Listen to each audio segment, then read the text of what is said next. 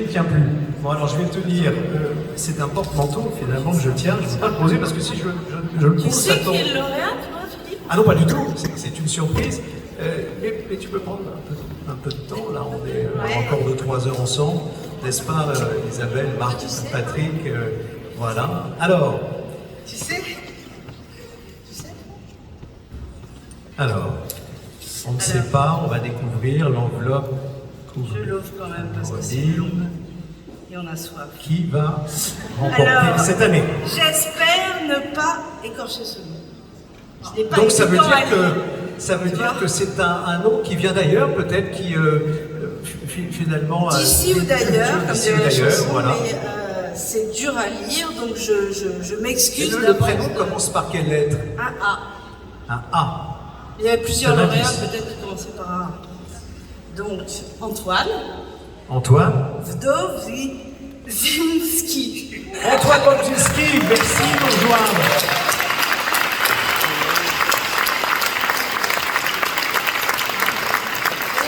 Le prix s'appelle, enfin le reportage s'appelle Une course pour la vie.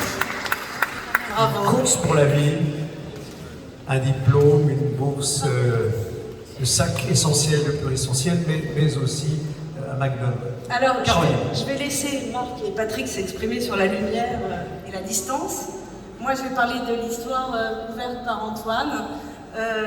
Comme disait tout à l'heure, il dit Salomon, on a choisi la vie. Et il y a quelque chose qui nous a frappé dans ce reportage, c'est d'abord qu'il est très complet, c'est-à-dire qu'il raconte une histoire de A à Z, il raconte quelque chose de fort puisque c'est le don ultime. Et voilà, on ne voit pas le donneur, parce que c'est interdit en France, on ne voit pas celui qui recevra les poumons, mais on comprend cette course folle dans laquelle sont engagés deux jeunes infirmiers pour porter cette greffe qui va ramener quelqu'un à la vie. Et cette urgence vitale, on la ressent dans vos images, c'est très fort et c'est très... Et moi j'ai une question aussi à vous poser, c'est pourquoi cette histoire, pourquoi vous l'avez choisie et pourquoi...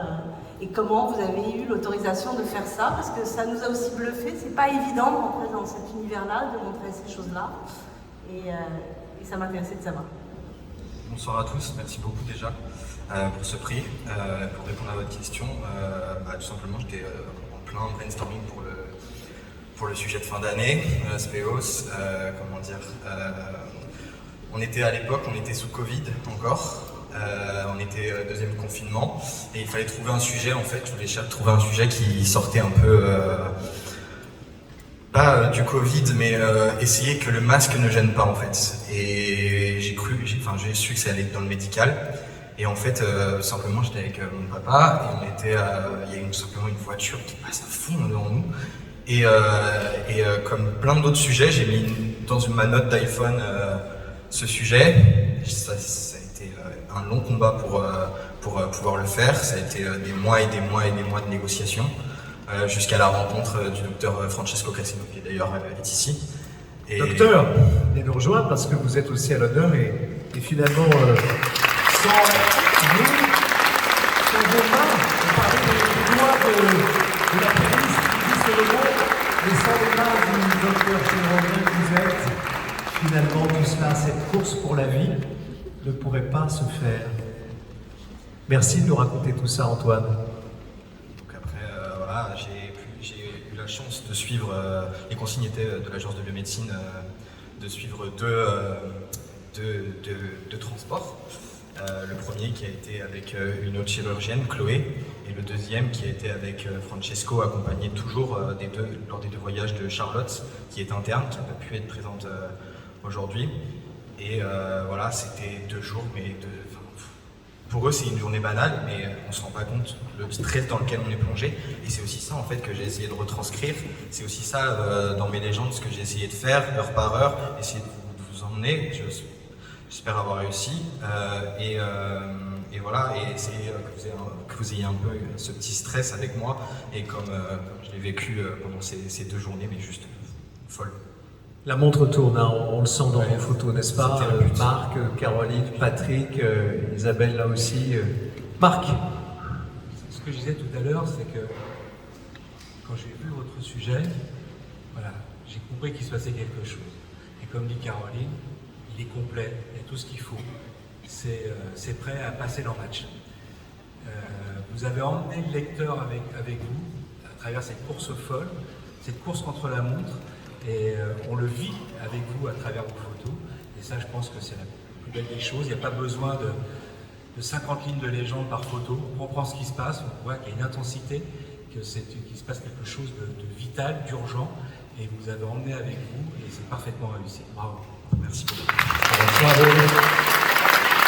Patrick, tu vois les images sur l'écran, tu as entendu Antoine. La qualité de ce reportage, c'est aussi l'éditing, et c'est souvent un problème. Il y a sans doute des bons photographes aussi qui n'ont pas été remarqués parce qu'ils ne savent pas éditer leurs photos. Et c'est ce que Match fait très bien d'ailleurs. Quelquefois, et là vous avez bien raconté l'histoire. Et à la différence des journalistes écrits, vous êtes obligé d'être là. Il y a un journaliste une fois qui avait, son directeur lui avait demandé de faire un reportage sur le Transsibérien. Et il a appris qu'il était à Saint-Tropez. Et au bout de 15 jours, il était encore à Saint-Tropez. Et à un moment donné, finalement, le sujet est arrivé. Il lui a dit mais tu l'as pris ce train? Il a dit écoute, l'essentiel c'est que le lecteur l'ait pris. Mais vous, non, ce qui est formidable dans ce sujet, c'est que c'est le travail des. Moi je les appelle des sans-qui. Il y a énormément de gens comme vous qui travaillent pour notre bonheur et notre vie normale, la nuit, quand on dort. Ça va des éboueurs, en passant par les gens qui s'occupent des égouts. C'est les sans-qui. Moi j'avais proposé ce sujet, mais évidemment j'ai jamais réussi à le vendre dans la télévision parce que c'était un sujet où il ne se passait pas grand-chose. C'est juste des gens qui travaillent pendant qu'on dort et qui fait que quand on allume l'électricité, on en a, quand on ouvre le robinet, il y a de l'eau, etc., etc. Et il y a aussi ces gens qui foncent dans la nuit sur le périph'. C'est les sans-qui. Et donc là, je réfléchis un peu à ces lits qu'on ferme dans les hôpitaux. Je me demande si c'est très juste, en fait, tout ça. Et en tout cas, bravo de mettre la lumière sur ces gens qui travaillent sans qu'on les connaisse. Merci. Bravo. Isabelle, juste un mot, Isabelle, tu avais aussi noté dans ton carnet de jury, tu avais noté aussi ce sujet, il faisait partie des sujets que tu regardais de près, parce que la santé, auquel tu es évidemment attaché, la santé est essentielle, hein. C'est une course pour la santé. Effectivement, je rejoins tout à fait ce que vient de dire Patrick. Il y a énormément de personnes sans qui la vie ne tournerait pas, on n'aurait pas droit à être opéré, à être en vie tout simplement. Donc c'est vraiment un très fort reportage, et c'est vrai que nous, notre raison d'être, c'est d'inventer une santé plus pure, plus naturelle, plus efficace aussi, mais pour les petits maux du quotidien. Là, c'est pas un petit mal du quotidien, c'est une question de survie. Donc bravo docteur, je vais peut-être vous laisser la parole aussi, parce que si vous êtes venu jusque-là, ça serait bien aussi de nous dire si vous avez été étonné de cette demande et comment vous l'avez vécu dans votre quotidien. Bonsoir à tous. Nous, on était très contents de son intérêt vers les sujets de la transplantation pulmonaire, parce qu'il n'y a pas beaucoup de monde qui est intéressé à faire ce métier, parce que c'est un peu difficile, c'est un peu fatigant, mais il peut donner beaucoup de satisfaction. Et j'espère qu'il y aura des jeunes qui, à part faire la photographie, ils auront envie de faire ce métier après. Ce métier après est difficile, comme vous le disiez, ils sont assez peu nombreux. Donnez-nous des nouvelles du patient. Ah non, les patients, c'est bien passé. Il va bien. Mais honnêtement, je ne me rappelle pas les patients. Parce qu'on a fait beaucoup. Là, c'est l'hôpital Foch, c'est le premier centre en France au numéro de transplantation pulmonaire. Mais je me rappelle, c'était très bien passé, cette transplantation. Voilà, c'est donc aussi une victoire. Merci pour ces mots. Bravo à toutes et à tous. Je propose pour la photo finale que les 5 lauréats nous rejoignent sur scène maintenant. Et donc,